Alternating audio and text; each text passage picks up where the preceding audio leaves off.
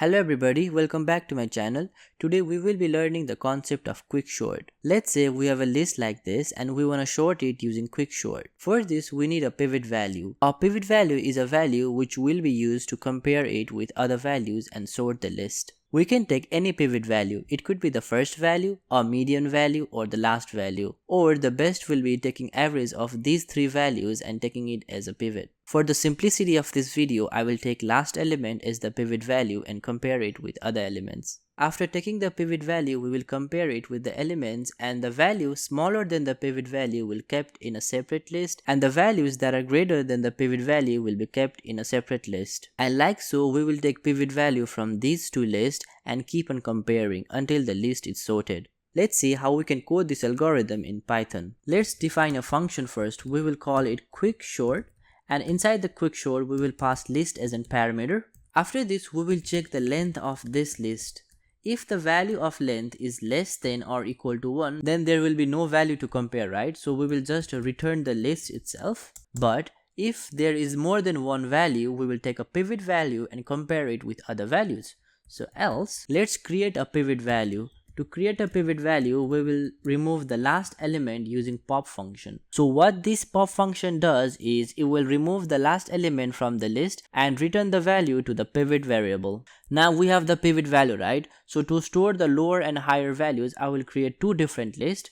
One will be lower list, it will be empty at first, and other will be higher list, it will be empty as well.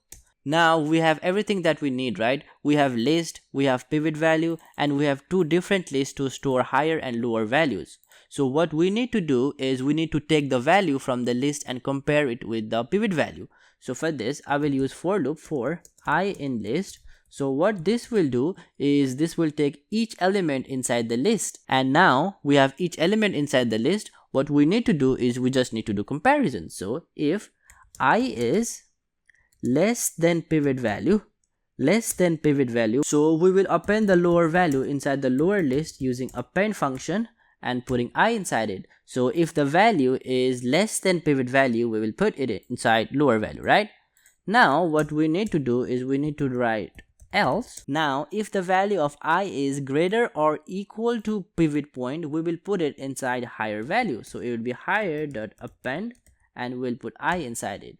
Now we have done comparison and appended the value inside lower and higher list, right? So what we need to do is we need to keep on doing this until the list is sorted. So for this, I will just return the lower value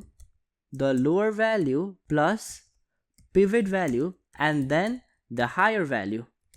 So what we are doing here is we are using recursion to pass lower list, pivot value and higher list until the list is sorted. Now our logic is finished. Let's call the function and see if it actually works. I'll just print quick sort and pass random list inside it. It's a very random value, so don't worry. As you can see here, our list is sorted. By following this simple logic, we can sort any list with no matter how much value it's inside of it. If you want to see more videos like this, make sure to subscribe. Goodbye.